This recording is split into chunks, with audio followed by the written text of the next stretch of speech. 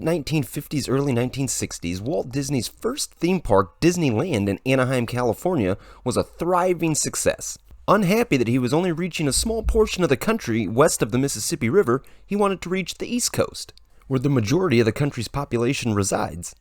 A secret site was chosen near the city of Orlando in central Florida, and he bought 30,500 acres of land using fake dummy corporations to avoid a commercial blow-up which happened around Disneyland, which absolutely Walt the off. With the land purchased and secured, and using Disneyland's template in mind, they were ready to go on construction of Walt Disney World. Sadly, on December 15, 1966, Walt Disney died of circulatory collapse caused by lung cancer. But by this point, the company was much bigger than one man and construction went ahead as planned. It took almost 5 years to complete, but by the end of the summer 1971, it was go time. The Contemporary Resort Hotel, the Polynesian Village Resort Hotel, and most importantly, the Magic Kingdom, all opened together as Walt Disney World on October 1st, 1971. Once you walk through the main walkway of Main Street, USA, the park was split up into 5 distinct lands: Adventureland, Frontierland, Fantasyland, Tomorrowland, and the Magic Kingdom exclusive Liberty Square. 10,000 guests showed up on that first day, and they were greeted with these opening day attractions: Cinderella's Golden Carousel, the Country Bear Jamboree, Dumbo the Flying Elephant, the Hall of Presidents, Haunted Mansion, It's a Small World, the Jungle Cruise, Mr. Toad's Wild Ride, the Skyway, the Mad Tea Party, Snow White's Adventure, the Swiss Family Treehouse, Tropical Serenade, the Grand Prix Raceway, and the Walt Disney World Railroad.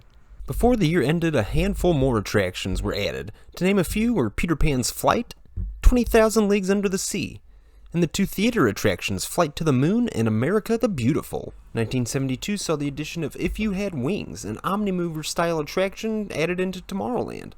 By the end of the park's first season of operation, it saw 10.5 million guests. To say it was highly successful would be an understatement.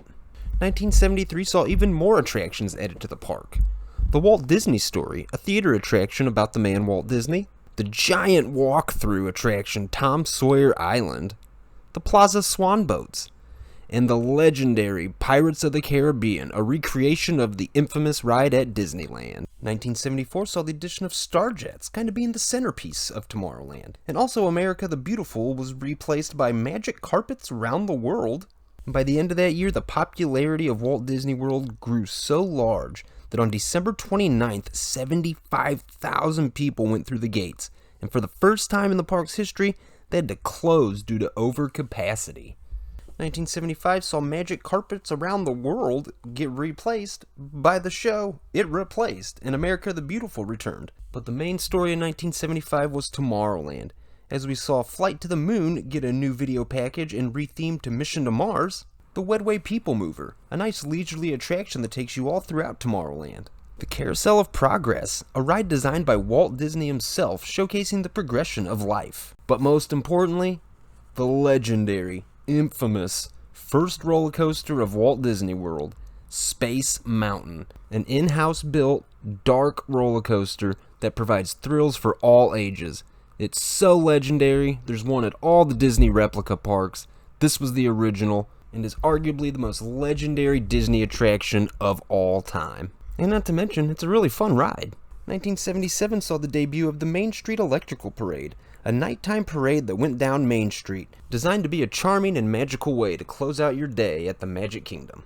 1979 was a confusing move, as America the Beautiful got the axe, and guess what replaced it? Magic Carpet Around the World. 1980 saw another legendary attraction added to the park.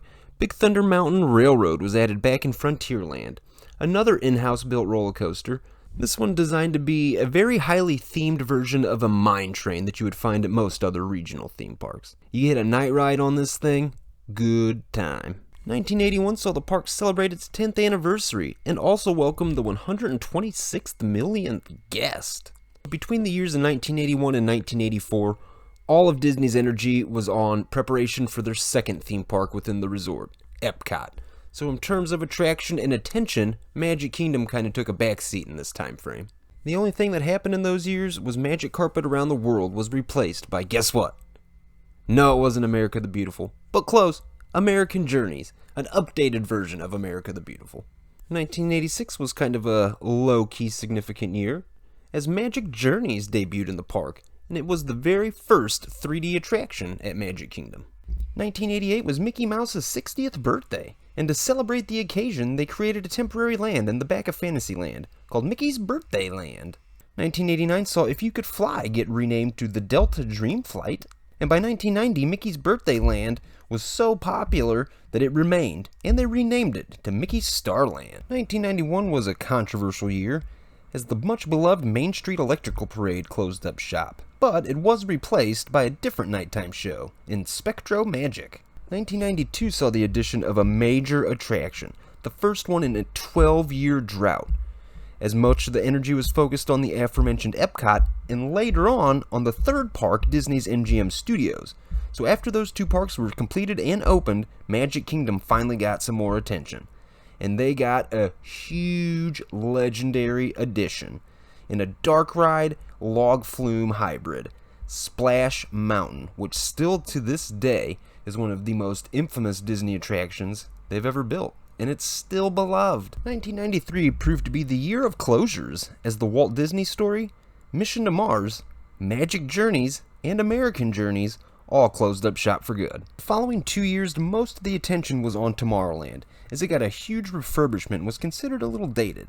The Wedway People Mover got a little work done to it and was renamed the Tomorrowland Transit Authority People Mover. 20,000 Leagues Under the Sea closed, Starjets was renamed the Astro Orbiter, and a new Circle Vision film debuted in the former American Journeys location, The Timekeeper, narrated by my guy and yours, Robin Williams, about a journey through the history of time. Jumping over to Fantasyland that year saw the addition of Legend of the Lion King, occupying the Magic Journeys Theater.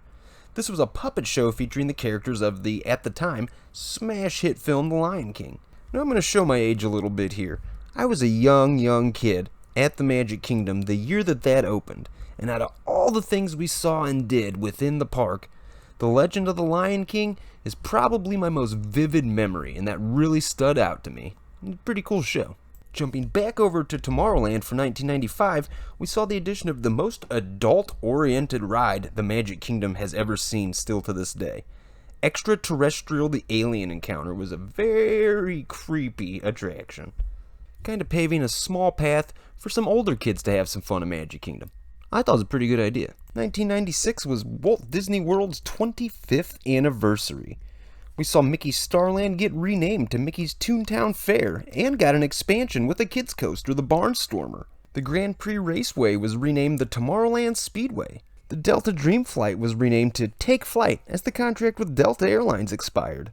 But the most insane thing that happened that year was the castle was transformed into a huge birthday cake. I mean, what the is this? This might be the worst decision in the history of Disney parks. Just imagine going to Walt Disney World, visiting the Magic Kingdom, and you want to take your picture in front of the castle, and this is what you get to take a picture with? Get the out of here. Terrible decision. 1998 saw Tropical Serenade get renamed Enchanted Tiki Room under new management, featuring Gilbert Gottfried and Mr. Bean. It didn't go over too well with the general public. Also, Take Flight closed, but was replaced with Buzz Lightyear's Space Ranger Spin, an indoor dark shooter attraction. Also that year saw the closure of the beloved Mr. Toad's Wild Ride, to be replaced by the Mini Adventures of Winnie the Pooh Dark Ride Omnimover the following year. The Skyway was also closed that year for maintenance issues. Also that year we saw Spectro Magic take a back seat for a little bit, to usher in the return of the Main Street Electrical Parade. And that lasted all of 2 years as Spectro Magic returned in 2001. 2003 saw the closure of Legend of the Lion King, and that was replaced by a very cool attraction, really underrated in my opinion, and that's Mickey's PhilharMagic 3D. That year also saw the debut of the nighttime fireworks show Wishes, and also the Extraterrestrial Alien Encounter closed its doors for good, as that was just deemed way too scary for the Magic Kingdom clientele. The following year saw the replacement for that in Stitch's Great Escape, a very bizarre attraction about Stitch from Lilo and Stitch, and it was just weird. 2006 saw Pirates of the Caribbean get a refurb, as we saw the addition of Johnny Depp and the gang. And also Timekeeper closed its doors, to be replaced the following year by Monsters Laugh Floor, an interactive show featuring heavy guest interaction. Very fun. The late 2000s were a pretty quiet time in the Magic Kingdom, as I'm assuming the recession and the collapse of the American financial system probably played a part in that. But when the new decade rolled around in 2010, we were greeted with Spectro Magic closing its doors for good, and bringing with it the closure of nighttime parades in the Magic Kingdom. Very sad. 2011 saw the Enchanted Tiki Room under new management get a refurb, and the new management was dropped, and the Tropical Serenade days returned. And it is now simply known as the Enchanted Tiki Room, for the better. That year also saw the closure of Mickey's Toontown. The reason for it was the announcement of a huge Fantasyland expansion, beginning the following year with the relocation of Dumbo, the closure of Snow White's Scary Adventures, and the additions of Enchanted Tales with Belle, Under the Sea, The Journey of the Little Mermaid, also featuring Ariel's Grotto where you can meet Ariel, and what is considered the greatest restaurant Walt Disney World has ever built. Be Our Guest. I have been there, and it is quite stunning. The food, not terrible, really nothing to write home about, but you can't beat that environment. It really is top shelf. 2014 saw the completion of the Fantasyland expansion with the Seven Dwarfs Mine Train, a Vekoma family coaster custom built for the Magic Kingdom. Kind of a mix of a family coaster and a dark ride, and it is absolutely perfect for families. 2016 saw Liberty Square get a little bit of love, as Muppets Present Great Moments in History, a puppet show featuring My Guys the Muppets. 2017 saw a new fireworks show debut at the park, Happily Ever After. I had the privilege of seeing this show one time, and as a grown man, I was choking up tears, and I'm going to be honest with you. It's a great show. 2020 saw the entire Walt Disney World Resort close for 4 months, for reasons we all know why. Later that year was announced that amazing fireworks show Happily Ever After will be closing its doors in the fall, to make way for a new fireworks show, Disney Enchantment, ushering in the park's 50th anniversary. 2022 will see the debut of Tron, another Vekoma custom-built family coaster. This one being built in Tomorrowland and will guarantee to be the most intense roller coaster in the Magic Kingdom. Over 20 million guests pass through the gates of the Magic Kingdom every year. It is the most visited theme park in the world. People from all over the globe come to visit Walt Disney World, most just once in a lifetime. And not a single one of them comes here without visiting the Magic Kingdom. It's considered the most magical place on Earth, for a very good reason.